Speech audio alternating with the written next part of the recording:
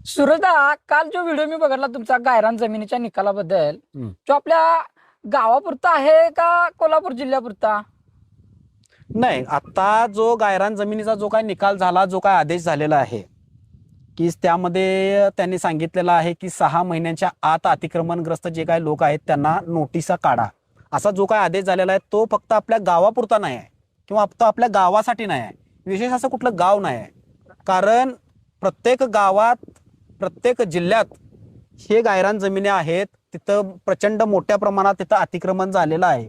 त्यामुळं हा जो निकाल लागलेला आहे तो आपल्या गावापुरता किंवा आपल्या कोल्हापूर जिल्ह्यापुरता आहे असं काही नाही. हा जो निकाल आहे तो संपूर्ण संपूर्ण राज्यासाठी आहे.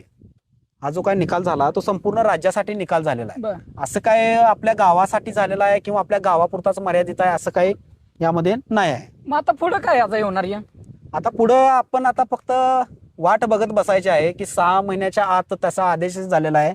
6 महिन्याच्या आत जिल्हाधिकाऱ्यांनी त्या अतिक्रमणग्रस्त लोकांना नोटिसा काढायच्या आहे, त्यांची बाजू ऐकून घ्यायची आहे. मग आता जर समजा तुम्हाला जर आता नोटीस एखादी जर आली तर तुमचे जवळचे कोण वकील असतील त्यांना तुम्ही भेटून त्यांच्याकडून ते म्हणणं बनवून ते म्हणणं जे काय आहे ते जिल्हाधिकाऱ्यांना तुम्ही ते सादर करायचं आहे.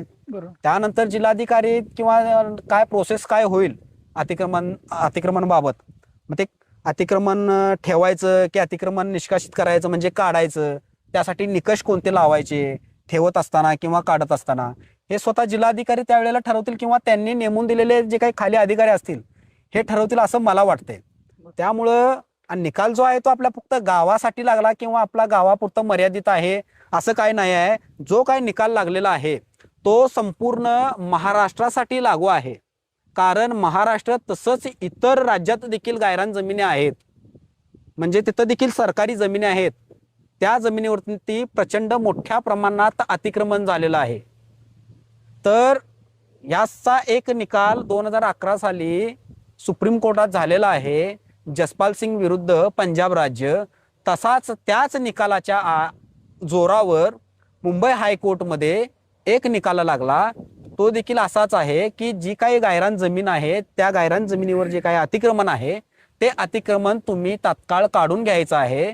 त्याचबरोबर तुम्हाला अतिक्रमण काढत असताना तुम्हाला पोलीस बंदोबस्त देखील दिला जाईल, असा तो आदेश आहे.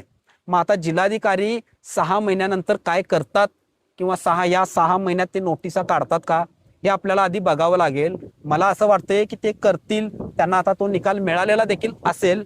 जर त्याने तसं नाही केलं